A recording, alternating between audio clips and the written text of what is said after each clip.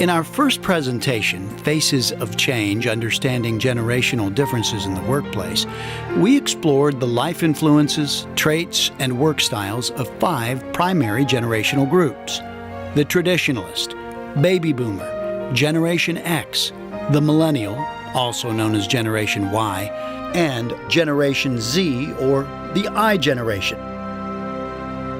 We're going to focus on management challenges for one of these groups, Millennials, born between 1979 and 1995. Why Millennials, you might ask? Simply put, Millennials are the next big thing that's happening right now. They're the next generation of business leaders, and research shows that dramatic differences in their work styles, as compared with those of previous generations, are presenting their fair share of conflicts and issues. Millennials are new to the workforce and are still learning the ropes, but that doesn't mean their way of thinking is wrong. People from other generations can utilize their experience and insight to help millennials and capitalize on the talents and tenacity of this new generation. To review, this creative, visual, and technologically advanced group is all about challenges and multitasking. Millennials are most influenced by the individual attention they receive from their parents, so they approach life and work with self-confidence and optimism. They thrive on change and don't conform to accepted norms, such as the idea that long hours equal greater productivity. The positive, can-do attitude of millennials can be a tremendous asset on the job. But what happens when the fast-forward style of the millennial clashes with a more studied, conservative management approach? Keep in mind, in these scenarios, there is no one right answer. This isn't about who wins or who gets their way. Effective management is about stepping back, putting things in perspective, realizing that conflicts can be overcome with better understanding and communication. Now, it's time to get inside the heads of some millennial employees and the people who manage them. We'll take you behind the scenes and give you a chance to make the call. What's for lunch, Taylor? A double cheeseburger, large fries, and a shake. Man, that sounds so good. You want to join me? Oh, I wish I could, but my wife, she's got me on this flat belly diet. What's that? Yeah, carrot sticks, lean chicken, water. Basically, she's trying to starve me. But it's helped me keep in shape. I'm the president of this new running club in town. That keeps me pretty healthy. It's taking more time to organize than I thought it would. And actually, I was thinking, it'd be really helpful if we could change my work schedule based on deadlines for projects I need to complete instead of the traditional 8 to 5 thing. Before you see the outcome, it would be helpful to know what our millennial and his manager are thinking. This sounds totally reasonable to me. I do a really good job, and that's what matters. Why does it matter how long I'm here, as long as I get my work done? How do I even respond? I'm caught off guard. Taylor's smart and a great worker, but we all work a traditional week here, some even longer. This is never gonna fly here. So what would you do? Agree to a customized schedule or risk losing a talented employee? Generational experiences and traits shape our perceptions of people and their actions. In this case, the manager may perceive the millennial as being cocky and overestimating his worth. But the real story may be that of a young employee lacking experience and an ability to see the big picture. Taylor, customer service is a big part of our business. If a customer or coworker has a question and you're not here during standard business hours, we may not be able to answer it. Now, you and your work are very important to this company, and I admire what you're doing with the running club. If you need time off to organize, talk to me. I'll see if I can adjust your hours on an as-needed basis. That would be very cool. Thanks. It's important to look for middle ground. Personal time is extremely valuable to millennials. In fact, it can inspire them to be even more productive and ambitious in the workplace. In our next scenario, let's see what happens when a successful meeting with a client results in a little more than our manager bargained for. Wow, we really nailed that presentation. You did a great job on the research. and explaining why our strategies make sense. I'm really pumped about it. I can't wait to handle the account. I was thinking this might be a good time to ask for a promotion. Really? That's an interesting idea. Hold that thought. Let's take a moment to learn what our millennial employee and her manager are thinking. I've proven myself. I deserve a reward. I've been here for almost a year. I can't be stuck in this job forever. I don't want to discourage her, but come on. She hasn't even been here that long.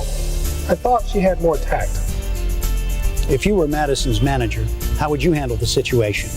Build on her recent success with a promotion, or let her know who's boss, so to speak? Remember, even though our millennial has been on the job for less than a full year, in the mind of a fast-moving young employee, a year can feel like an eternity. Madison, I'm really proud of you and your work on this project. I know you've been here a year, and I think it's important that you continue learning and work on advancing your knowledge base. Your annual performance review isn't scheduled for another 2 months. Be thinking about additional responsibilities you'd like to take on. I'll do the same, and we can discuss your career path during your review. I don't see why I have to wait, though. The review schedule allows us to give equal consideration to everyone that's doing a good job. It's a process that's fair for the whole team. Okay. I can wait 2 months. Madison may or may not agree with her supervisor, but her concerns have been addressed in a realistic, non-judgmental context. That's good management talk. In case you didn't guess, self-confident millennials have no trouble talking publicly about salaries, what they're making, what coworkers are making, even what friends at other companies are making. Take a look.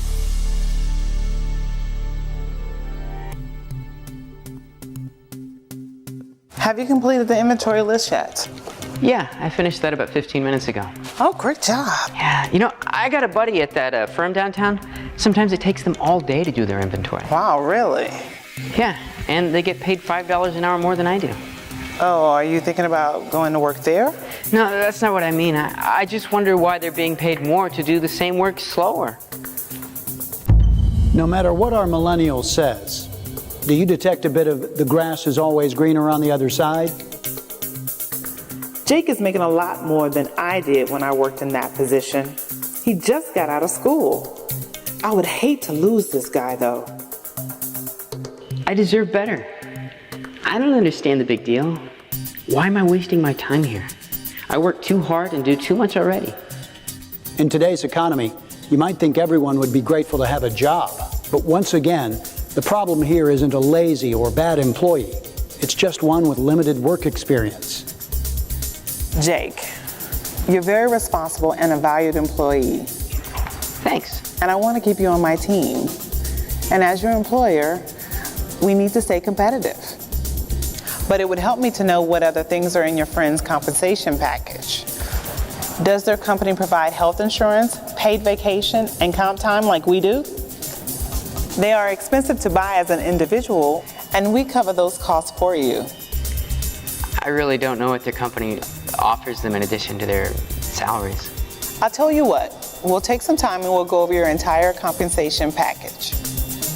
Review your job description and then see how it compares. Okay, thanks. Is a raise in Jake's future? We don't know. However awkward his handling of the issue, his concerns are valid. An adept manager will take the time to listen and consider the options, because losing a good employee and having to recruit, hire, and train a new one is an expensive proposition. Our next scenario today begs to ask the question, do your employees use good phone etiquette? Thanks for penciling this meeting in, Allison, Frank. Some things I'd like to cover today. Hello? Yeah, this is Frank.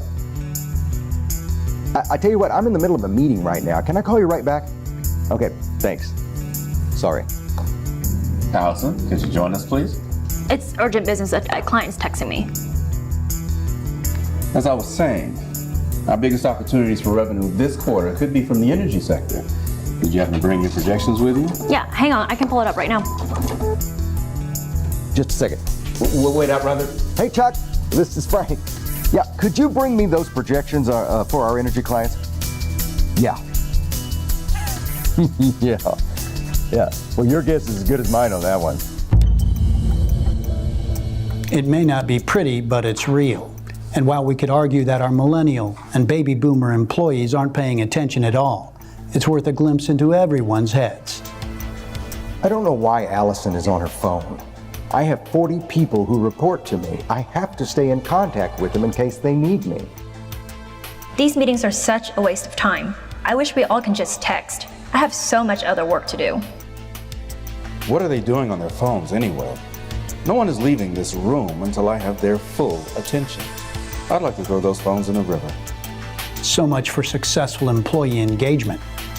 We never said effective communication with different generations would be easy. But think about where these employees are coming from. An older boomer who may feel they have to be in constant communication with his or her team to ensure success. A young millennial who moves fast and knows what works in her world, but needs some mentoring on the political correctness front. So, what's the answer? Frank, Allison, I have some very critical information to share with you that will help you in your work. So please, turn off your electronic devices and put them away. I need you to look at me and acknowledge that you understand what I'm saying. Give me 20 minutes. That's it. Thank you. Sometimes the best answer is one we often lose sight of. Employees and managers simply treating each other with respect. When leading a meeting, explain your expectations up front. That way everyone is on the same page, and you can ensure a successful meeting. You should also know that seemingly innocent chance encounters and offhand comments between employees can widen the generational gap more than anything else. Case in point. Oh, hey, Ann, I am so pumped. I feel like the board really understood my funding request and is totally buying in. That was a great presentation. But you know, sometimes they act like they're on board and still deny it. Try not to get too ahead of yourself or you might be disappointed. Oh, really? I'm just being realistic. The battle of the ages. So what do our young presenter and her older co-worker really have on their minds? How negative. No wonder the numbers are down. Clearly, she is stuck in the past, and I just need to avoid her. One good presentation, and she thinks she runs the company. She's in for a rude awakening when her request gets denied. This one is so tough, and there's no manager present to act as a moderator. But that's often the case in real-world workplace situations. That's why it's so important to share insights on generational differences with employees before feelings are hurt and productive working relationships are compromised. In this interaction, both employees could have eased the way by being less self-involved and more empathetic. It's one thing to think it, quite another to say it out loud. Think about how what you say could affect others. If the results could be negative, hold that thought or rephrase it. You know, that was a really good presentation. You brought some new ideas to the table. I just didn't want you to be upset in case it didn't go through. But I shouldn't have rained on your parade. I am sorry.